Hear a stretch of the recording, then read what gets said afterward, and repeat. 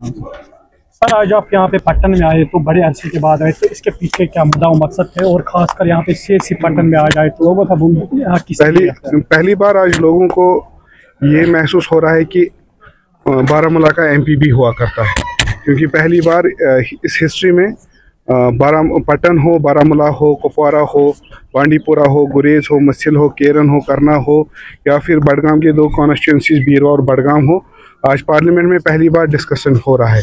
कल भी union ministry Nitin Gadkari ji से हमारे एमपी साहब की मीटिंग हुई, इंजीनियर ऋषि साहब, और उन्होंने पट्टन का मसला उठाया था, खासकर जो पट्टन मार्केट की वाइडनिंग है और बाईपास है, जिससे लोगों को और यहाँ के रहने वालों को, कारोबारी इदारों को काफ़ी नुकसान हो रहा था।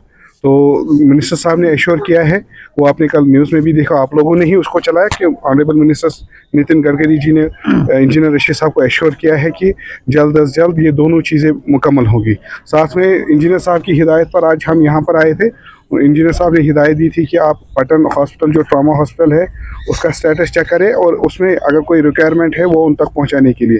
तो हमने यहाँ से आज डॉक्टरों की एक टीम से अपना ये जो है रिक्वायरमेंट्स है हॉस्पिटल के, वो इनसे लिए, वो हम इंजीनियर साहब को ये पार्लियामेंट तक पहुंचाएंगे, जहां वो यूनियन मिनिस्ट्री के साथ उसको डिस्कस करेंगे। साथ में हमने जो यहाँ पर ट्रस्ट जो यहाँ पर एक दो चीज़ें थी जिनकी रिक्वायरमेंट इन्होंने इमीडिएटली बताई, इंशाल्लाह वो हम एमपी फंड में से, इंजीनियर ऋषि साहब की फंड में से हम उसको यहाँ पर इनको सैंक्शन कर रहे हैं। Sir exactly last time engineer Rishi साहब ITI पट्टन साहब की कमिटमेंट है जी।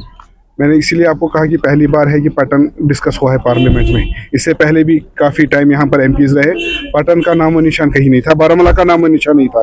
जो इंजीनियर साहब की कमिटमेंट है, specially for upgradation of this hospital, we are committed on behalf of engineer Rishi साहब कि this hospital will be upgraded very soon, और बहुत जल्दी आपको खुशखबरी मिलेगी। बहुत सारी सर्जरीज यहाँ पे होती है, लेकिन लोग जो कहते हैं वो ब्लड बैंक के हवाले से कहते हैं, ब्लड बैंक यहाँ पे नहीं है, तो इस बार हमने इनसे वही रिक्वेस्ट की थी, जो आपकी रिक्वायरमेंट हो।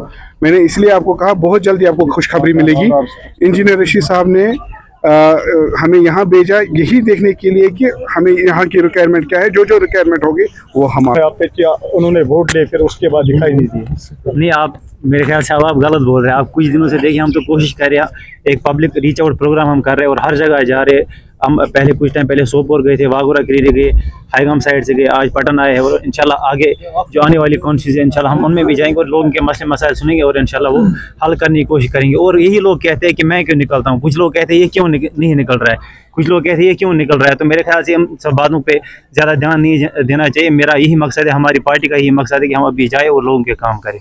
अबरार साहब, बहुत बड़ी सर दर्द है यहाँ पर ट्रैफिक जाम के हवाले से, लोगों का ये मुद्दा व मकसद है, ये रोड वाइडिंग होनी चाहिए सर। जी बिल्कुल, जैसे आपको अभी इनाम साहब ने फरमाया, कल इंजीनियर ऋषि साहब की बात भी हुई है नितिन गडकरी जी से, तो इंशाल्लाह मैं आपको ये बिल्कुल एश्योरेंस देता हूँ, इंशाल्लाह आने वाले वक्त में आपको एक खुशखबरी मिलेगी। इंशाल्लाह जो ये रोड वाइडनिंग का मसला है वो इंशाल्लाह हल हो जाएगा, जिससे यहाँ के लोगों को राहत मिलेगी। और उसके बाद जो यहाँ पे हमने जो ट्रॉमा हॉस्पिटल जो है इसको अपग्रेडेशन के हवाले से इंशाल्लाह आने वाले वक्त में देंगे हमने, क्योंकि इंजीनियर साहब ने कमिटमेंट की है, इंशाल्लाह वो इस कमिटमेंट से इंशाल्लाह पीछे नहीं हटेंगे। पट्टन तहसील के लिए कोई मैसेज देना होगा सर?